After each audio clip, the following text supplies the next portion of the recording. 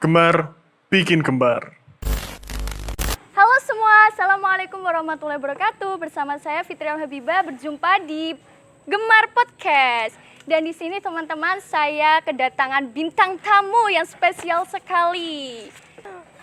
Oke, boleh diperkenalkan dirinya? Oke teman-teman, bismillahirrahmanirrahim. Assalamualaikum warahmatullahi wabarakatuh. Waalaikumsalam warahmatullahi wabarakatuh. Perkenalkan, nama saya Jelsa Mareta Desviara, biasa dipanggil Jelsa. Oke, boleh alamatnya mana Mbak? Alamat Desa Bekuto. Bekuto. Iya. Boleh dijelaskan apa lengkapnya, alamat lengkapnya? Alamat lengkapnya, oke. Saya beralamat di Dukuh Sambong Rejo, Desa Bekuto, Kecamatan Radu Blatung, Kabupaten Blora, Jawa Tengah, Indonesia, Asia Tenggara. Oke, sangat lengkap banget ya itu ya. Iya. Oke, dikasih tepuk tangan dulu untuk Mbak Jelsa. Oke, sebelumnya terima kasih ya Mbak Jelsa sudah menyempatkan waktunya untuk datang ke sini untuk Oke. menjelaskan tentang Gemar Podcast ya. Oke, Mbak Jelsa kelahiran tahun berapa ya? Tahun 2001. Ya Allah. Gak apa-apa, ntar dia sendiri ya kan? Oke. 2001. 2001. Ya Allah. Masih muda sekali ya. Oke. 21 tahun. Iya. Mbak Jelsa ini kira-kira kuliah atau masih Aku bekerja? kuliah dan juga mengajar di SDN 1 Putu dan juga mempunyai bimbingan belajar namanya Jelsa Bimbel Code. Oke, kasih tepuk tangan dulu. Sangat-sangat berkarir banget ya. Oke, Mbak Jelsa, saya mau bertanya ya. Gimana sebagai generasi muda, apa sih yang membuat bintang tamu semangat? Yang membuat saya semangat adalah motivasi yang ada di dalam hidup saya. Ada goals atau tujuan-tujuan hidup yang harus saya raih dan juga ada sebuah motivasi yang saya peroleh dari video atau motivasi dari orang tua saya untuk saya bisa sukses. Iya Mbak Jelsa, ini saya dengar kan baca-baca di Google ya, Iya. ada kayaknya ikut duta apa sih? Yang pertama itu saya ikut Duta Muslimah Preneur Jawa Tengah 2022. Kemudian Putri Ikon Muslimah Indonesia 2022 dan juga terakhir yang kemarin itu Miss Muslimahan 2023. Wah, keren banget. Mbak Jelsa, selama mengikuti ajang Duta Muslimah, apa aja yang sudah didapatkan oleh Mbak Jelsa? Yang sudah didapatkan tentunya adalah pengalaman, relasi, kemudian menguji prestasi juga. Dan kemarin alhamdulillah saya sudah mendapatkan juara 3 favorit. Jadi aku dapat trip to Singapura. Oke, boleh dikasih tepuk tangan untuk Mbak Jelsa. Ini sangat memotivasi untuk generasi muda ya. Iya, Untuk walaupun generasi, kita itu dari desa, dari pelosok iya, kayak dari gini. pelosok banget ini. Iya. Sangat Tapi desa kita juga sangat harus kecil. bisa mendunia. Iya, sama membanggakan itu ya. Desanya Randu Blatung. Pesan dan kesannya Mbak Jelsa apa? Sama mengikuti Duta Muslimah. Pesan dan kesannya saya di sana mendapatkan teman-teman yang super muslimah bersanding di seluruh Indonesia ini, tentunya bersanding dengan muslimah yang sangat hebat dan menginspiratif, dan itu membuat semangat hidup saya itu tambah semangat lagi gitu loh. Iya. Oke Mbak Jelsa, awal mula terjun ke dunia fashion itu gimana? Sebenarnya nggak langsung di dunia fashion sih. Dari tahun 2020 itu aku bikin cover-cover sholawat, terus cover akustik kayak gitu, diajak sama Invira Broadcast. Gitu. Ya, terus kemudian sebenarnya dulu aku nggak kenal yang namanya TikTok kayak gitu kan. Kalau ada teman-temanku SMA kayak gitu bikin TikTok, aku tuh cuek gitu loh. Oh, jadi gak suka ya Iya, kayak nggak main-main suka. TikTok. Oke. Ih, apaan sih gitu. Terus kemudian Aku pas di Jakarta itu diajarin sama ada apa ya namanya ya? Adik apa? Adik sepupu kah? Iya, adik Oh, sepupu kayak gitu sih. Nah, diajakin main TikTok. Terus kemudian kok kayaknya berpotensi ya. Iya. Terus akhirnya coba dan aku di situ memilih untuk membuat konten tentang universitas terbuka di Seperti apa kuliah itu, Mbak? aku. Apa? Kuliahnya di mana tadi? Di universitas terbuka. Oh, Universitas Terbuka. Iya, Universitas Terbuka Blora. Jadi kuliah ini cuma 8 kali pertemuan per semester. 8 kali. Iya, 8 kali pertemuan. Soalnya aku dulu tuh nggak pengen kuliah.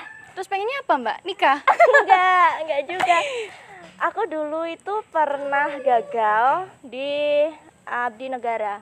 Oh, jadi Iya. awalnya pengen itu ya, Iya. daftar ke Abdi Negara. Iya, jadi dari SMP itu aku sama ibu sama keluarga udah mempersiapin banget nih dari mulai pagar gigi, Oh. terus kemudian pagar betis enggak lah. Kemudian itu latihan renang di Cepu. Jadi aku kelas 1 SMP itu aku udah mulai kayak latihan-latihan fisik kayak Kebugaran, gitu oke. ya.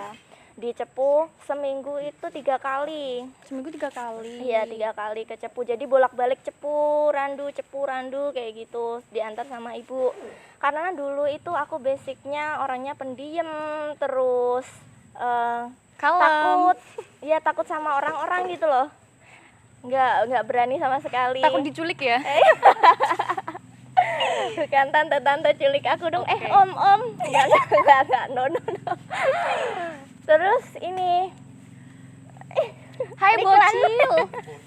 iklan lewat. Terus sampai mana tadi ya? Tadi Mm.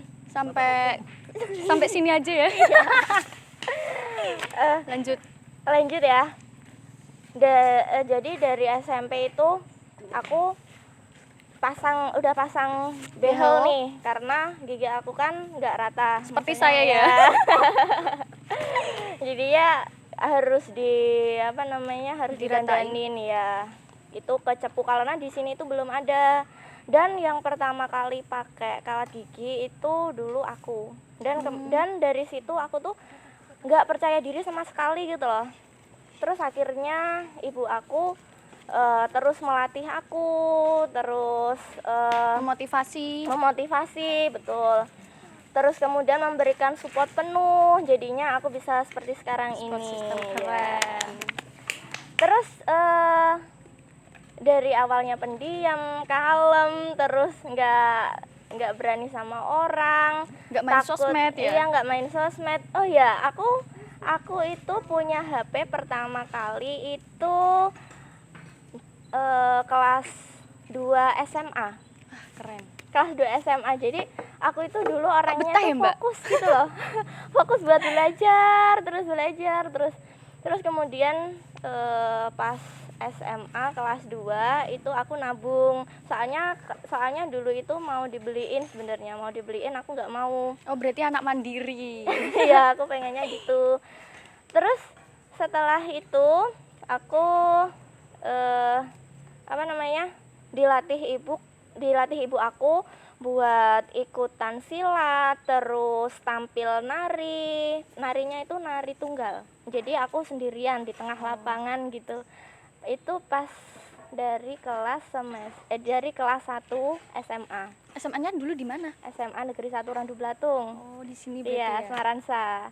Jadi itu kan dulu kalau habis tes itu pasti ada kayak semacam Pentas. namanya? Iya, kayak pentas seni kayak gitu. Jadi aku itu disuruh untuk mewakili kelas. Jadi aku nari tunggal gitu. Nari tunggal dilihat banyak orang. orang. Padahal aslinya orangnya pemalu ya. Iya, aslinya orangnya pemalu. Terus dari situlah kepercayaan diri aku mulai terbentuk. Oke, keren. Oh iya Mbak Jelsa, ini kita mau ngomong tentang tiket Singapura ya Oke. tadi. Itu kok bisa ya? Gimana itu? Jadi di dalam Miss Muslimahan 2023 ini Itu yang juara favorit 1, 2, 3 sama winner itu mendapatkan tiket trip to Singapura. Keren, kasih tepuk tangan dulu untuk Mbak Jelsa ya. Ini Iya. sangat berpotensi sekali untuk generasi muda Randu Amin. Belatung. Padahal di desa Randu Belatung itu sangat kecil ya. Iya. Shock banget sebagai generasi muda saya ya, shock banget di Singapura. Singapura luar negeri padahal ya Mbak, keren juga. Oke. Ini sebagai bukti juga kalau kita itu dari desa. Terpelosok ya. Iya. Pelosok banget, susah sinyal ya kayaknya. Oke. Tapi sebenarnya itu Randu Belatung memiliki potensi yang sangat besar sekali. Iya, Anak-anak mudanya itu keren-keren banget nih di sini. keren banget. Iya. Termasuk Mbak Jelsa ya. Ya, amin. Mbak Jelsa, bisalah kasih motivasi untuk gemar Gemar podcast. generasi muda Randu Belatung. Oke. Kasihlah motivasi biar pada semangat-semangat generasi muda yang sekarang. Oke, gemar ini generasi muda Randu Belatung ya. Iya, Jadi di sini bener isinya anak-anak muda yang sangat berpotensi sekali, pastinya juga kreatif-kreatif. Kalian pastinya juga punya bakat di sini. Ada mungkin yang bakat di syuting, terus apa lagi ya? Anak TikToker, Instagramer, oke. YouTuber kayak gitu, itu bersatu. Wah, keren sekali. Ini sebagai wadah buat generasi muda yang sangat keren sih. Iya. Dan motivasinya kalian itu nggak boleh nyerah dan harus tetap tetap mencoba dan yang paling penting adalah konsisten. Konsisten. Iya, kalau kita itu membuat suatu channel itu mudah. Untuk menaikkannya itu mudah, tapi yang susah itu adalah konsisten. Jadi pesan saya buat gemar ini adalah jangan Putus asa. jangan putus asa, Oke. terus konsisten, gali terus potensi anak muda. Oke. Sangat bagus sekali motivasi untuk motivasinya Mbak Jelsa ya. Mbak Jelsa punya TikTok ya? Iya, punya. Namanya Jelsa Marita Official 28. Oke, boleh di-follow Iya, ya. di-follow ya. Oke. Isinya apa aja itu kontennya? Kalau dulu itu fokusnya di universitas terbuka. Nah, tadi kan aku udah bilang kalau kita itu membuat dan menaikkan branding itu mudah, tapi yang susah adalah konsisten. Jadi ya. karena aku jarang konsisten juga di TikTok yang universitas terbuka. Sebenarnya udah lumayan banget, view-nya itu udah 250 ribuan kayaknya. Sangat banyak ya. Iya. Followersnya juga sudah banyak. Followersnya udah 24.900-an kayaknya. Keren. Ya. Terus karena aku punya kesibukan lain, jadinya nggak fokus di situ tok. Di situ tok. Di Jadinya situ doang ya. jadi ini agak terbengkalai TikTok aku. Jadinya aku isinya itu kayak random sih. Kalau sekarang ada daily vlog, terus daily aku ngajar, terus TikTok sama anak-anak kayak gitu, TikTok tentang guru, TikTok tentang universitas terbuka kayak gitu. Mbak Jelsa selama bermain TikTok itu sudah menghasilkan uang apa belum? Alhamdulillah lewat TikTok Shop dan TikTok affiliate. Alhamdulillah. Oh, berarti bisa. jualan. Iya. Jualan apa Mbak di TikTok Shop itu? Kalau dulu yang di tokoku sendiri itu jualan skincare. Iya, Skincare. skincare. Oke. Kirain jualan rendang ya. Oh iya, ada. Aku Boleh ya? Aku afiliatin yang rendang. Apa ya Mbak? Apaan tuh? Nggak tahu. Rendang. Iya, rendang. Rendang apa ya? Sambal apa? Boleh Seliro. boleh disebut gak sih? ngomong-ngomong makanan nih, lagi puasa. Iya, lagi puasa. Mbak Jelsa masih puasa apa enggak ya? Iya, puasa ini. Waduh, kameramennya moka. Jangan ditiru. Iya, generasi muda yang sangat tidak boleh ditiru. Iya. Oh ya Mbak, kan tadi bahas tentang TikTok ya. Saya juga main TikTok. Kalau saya tuh penghasilan dari TikTok itu suka live gitu. Followers masih sedikit. Pernah live nggak Mbak di TikTok? Pernah, cuma nggak begitu konsisten. Karena Pastinya kesibukannya. asik loh Mbak kalau Iya. sering live gitu. Sebenarnya potensinya besar banget sih di Banget, situ. Iya. banget. Karena kalau kita mengangkat misalkan satu produk, itu kita harus konsisten mengangkat satu produk itu aja sih. Tapi kalau aku orangnya tuh random, nggak bisa gitu loh. Jadi dan lagi aku itu dari pagi sampai malam itu ada kegiatan terus, jadinya Nggak ada waktu luang ya? ya susah banget itu cari waktu luang. Jadi kesibukan aku kalau pagi itu ngajarnya di SDN 1 Bukuto. Aku ngajar di SDN 1 Bukuto di mata pelajaran olahraga. Dan kalau siang itu aku ngajar les. Namanya Jalsa Bimbel and Course itu. Keren banget.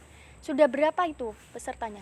Alhamdulillah sudah ada 100 lebih.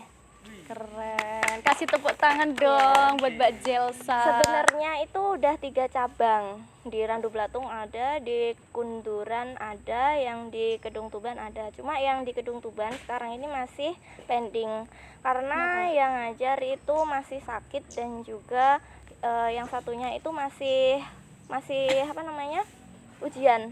Sakit Jadi hati nggak ya, bisa. Sakit hati.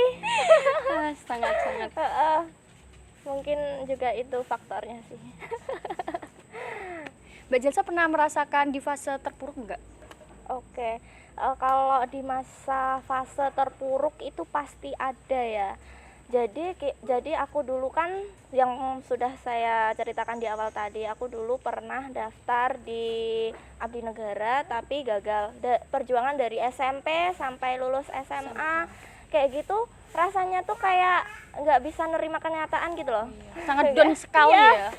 Aku waktu itu down sekali karena kan orang tuaku punya mimpi yang besar di situ. Terus kemudian semua itu support aku. Jadi aku tuh kayak ngerasa aku sangat mengecewakan gitu loh.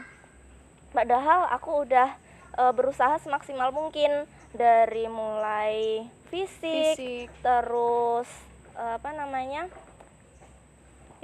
latihan tes kayak gitu. Terus sampai pernah operasi 2 kali. 2 kali. Operasi sinus sama operasi polip. Jadi aku tuh juga orangnya takut banget sama jarum suntik sebenarnya. Jarum suntik itu takut. Kan kemarin ada vaksin, harus vaksin iya. wajib kan ya. Tapi nggak sampai nangis kan? Untung itu murid-murid aku udah pulang, jadi aku sampai kabur-kaburan gitu loh. Ini Kok bisa ya? Nggak apa-apa, fun. Iya, aku orangnya takut banget sama jarum suntik. Jadi pas disuntik itu kabur-kaburan gitu loh. Sampai nangis, terus teriak-teriak kayak gitu. Padahal sudah besar ya. Iya, tapi aku coba buat lawan rasa takutku itu sampai aku berani buat operasi sampai 2 kali. Karena kan di Abdi Negara itu harus benar-benar mulus ya. Bener-bener harus sempurna perfect, banget ya. Dari ujung rambut sampai ujung kaki itu harus perfect. Jadi aku berani-beraniin buat operasi. Dan di situ aku operasi 2 kali, alhamdulillah lancar semua. Udah sih gitu. Kok bisa gagal itu gimana ya Mbak ceritanya? Gagalnya itu gara-gara tinggi badan aku kurang setengah senti. Oh, cuma itu doang? Iya, kurang setengah senti. Bisa lah pakai heels ya biar tingginya. Makanya tingginya itu nyampe. nanti yang menjadi motivasi aku buat ikut dunia fashion sih, seperti itu juga. Karena dulu itu yang di Abdi Negara itu cuma kurang setengah senti. Setengah senti itu benar-benar gak boleh dan harus pulang balik Cuma kanan. itu doang Mbak? Iya. Dan akhirnya aku pulang dari situ, aku daftar di Jakarta. Sebenarnya dari awal perjuangan buat daftar itu sangat berat banget gitu loh. Harus perjuangan yang sangat mengerikan dan ekstrim sudah aku lewatin gitu. Tapi Allah berkehendak lain. Dan di masa-masa terpuruk itu aku sampai nggak keluar kamar sama sekali itu sampai 1 mingguan. Tapi masih makan kan, Mbak? Makanya itu kayak sepah ya. Iya. nggak selera makan. Itu sampah. Itu kayak nggak selera makan sama sekali, terus nggak punya semangat hidup. Kayak aku tuh udah didoktrin memang aku tuh harus di situ gitu loh. Tapi kan aku udah coba berbagai cara dan sudah berusaha semaksimal mungkin, tapi hasilnya tetap seperti itu. Iya, belum Akhirnya rezekinya ya, Mbak. ya akhirnya harus mencari jalan lain. Dan waktu itu malam-malam sebenarnya aku itu dulu nggak pengen kuliah dan nggak pengen jadi guru, karena aku juga sabarnya itu setipis tisu. Sangat tipis banget ya. Dan aku nggak ya setipis tisu dibagi 7. Dan aku nggak pengen kuliah, tapi aku pas malam-malam itu curhat sama Pak Taufik yang punya Invira Broadcast. Jadi dari Curhat situ apaan tuh? ya curhat kayak aku tuh udah terpuruk banget gitu loh, udah terpuruk banget, terus kayak udah nggak ada harapan hidup gitu loh. Udah Tapi nggak sampai untuk bunuh diri kan, Mbak? itu ceritain nggak ya? Nggak usah diceritain lah. Ya itu nggak boleh ditiru, kita harus bangkit dan semangat. Dan di situ Pak Taufik itu menyarankan kalau coba aja ikut kuliah di di guru, karena kan sepertinya bakat aku di guru. Terus aku dari situ searching universitas yang nggak masuknya itu nggak full gitu loh, dan ketemulah universitas terbuka. Jadi di sini aku bisa buat kerja, terus disambi buat ngajar juga. Dan sebenarnya aku ngajar itu sebenarnya buat keperluan konten dulu. Oh, keperluan konten. Iya. Niat pertamanya itu ya awalnya ya. Niat pertamanya itu, tapi nggak boleh ditiru. Tapi alhamdulillah dari situ keterusan. Jadi kayak apa ya? Kayak memang aku harus mengabdikan diriku itu di dunia pendidikan gitu. Gitu sih. Jadi dulu itu aku pengen bikin kayak YouTube pakai seragam guru kayak gitu kan. Kalau orang nilai kalau pakai seragam itu kan kayak Dipandang orang itu gitu banget ya. bisa menaikkan view juga. Tapi dari situ, dari niat yang salah tadi. Tapi alhamdulillah seiring berjalannya waktu dan aku mulai enjoy dengan anak-anak, dunia anak-anak. Kita harus memahami karakter anak-anak yang berbeda-beda. Kita harus latihan sabar, dan kita juga harus memahami semua karakter kayak gitu sih. Alhamdulillah aku udah enjoy di dunia pendidikan ini. Padahal semua anak itu berbeda-beda ya sifatnya, apalagi anak kecil. Kan saya juga ngajar di RA kan, jadi paham tentang anak kecil itu kayak gimana, seperti Mbak Jelsa yang dijelaskan tadi. Ini kan kita di Randu Belatung ya, ini di alam juga kan. Kalau lihat pesawat, dengar pesawat kayak gini, pesawat lewat itu kayak nostalgia masa kecil gitu loh. Banget ya, masa kecil kayak gitu. Dadah, gitu. Waktu di rumah ya melihat suara pesawat langsung lari. Pengen lihat banget ya pesawat itu kayak gimana gitu. Kan belum pernah melihat dan juga belum pernah menaik pesawat. Iya. Dan di sini backgroundnya sangat estetik banget Iya, ya. backgroundnya sangat estetik banget. Karena di sini aku juga suka banget sama alam sih. Sama mencintai alam. Oh ya, di Jasa Bimbel and Course ini juga menerapkan metode ajar yang merdeka. Jadi kita itu 3 kali pemberian materi pembelajaran biasa, terus kemudian ditambah 1 kali bahasa Inggris, terus ditambah 1 kali ulangan. Gitu. Ya, ulangan per minggu. Jadi kita itu per minggu mengadakan kayak evaluasi ulangan-ulangan kayak gitu. Jadi untuk untuk memonitor perkembangan anak-anak sih seperti itu. Jadi ada ulangan-ulangan per minggu. Mbak Jelsa, kira-kira kan kadang kan ada anak yang nggak mau belajar, terus pengennya bermain. Itu gimana caranya Mbak Jelsa untuk ngajar anak tersebut? Oke. Yang pertama kita harus PDKT dulu. Harus sok Sok manis ya. sok manis, sok perhatian. Terus kita itu pertama harus menurutin kemauan dia. Yang itu seperti Albi. Itu juga harus ekstra banget nih kita PDKT-nya. Jadi dari mulai PDKT sama anak-anak, terus kita harus tahu karakter anak itu seperti apa, terus kemudian kita baru menentukan untuk metode ajarnya itu yang seperti apa gitu. Jadi kita juga nggak bisa memaksa anak itu terlalu seperti apa yang kita inginkan. Jadi kita soalnya harus anak itu tidak bisa untuk berkontribusi. dipaksa ya. Iya. Oke. Mbak Jelsa, motivasinya apa untuk terjun ke dunia fashion? Kan tadi bilang ya kalau awal pertamanya cita-citanya ingin menjadi abdi negara, tapi sangat gagal dan Tuhan tidak mengizinkan itu. Terus awalnya gimana itu kok bisa masuk ke dunia fashion? Motivasi aku buat ikutan dunia fashion kayak gini, yang pastinya untuk membranding diri aku sendiri, untuk untuk kalau kita sudah punya nama, sudah punya branding kayak gitu, aku tuh pengen buat usaha. Dan di dalam ya seperti bimbingan belajar kayak gitu. Bimbingan belajar kayak gitu.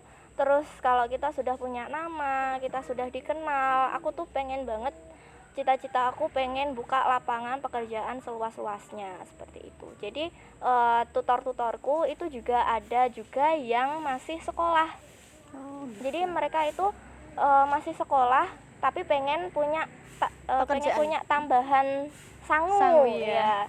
Jadi aku buka buat mereka kesempatan-kesempatan buat ngajar seperti itu.